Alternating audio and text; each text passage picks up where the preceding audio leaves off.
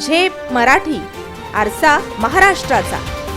धुळे शहरात सलग घडलेल्या 2 घरफोडींच्या घटनांचा स्थानिक गुन्हे शाखेने अवघ्या 24 तासात छडा लावत 2 सराईत चोरट्यांना मुद्देमालासह अटक करण्यात यश मिळवलंय.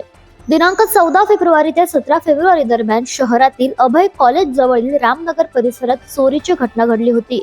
प्लॉट क्रमांक 31 येथून घरातून अज्ञात चोरट्याने सुमारे 45,950 रुपयांचे सोन्या चांदीचे दागिने, इन्व्हर्टर, बॅटरी चोरून नेल्याची तक्रार दाखल झाली होती.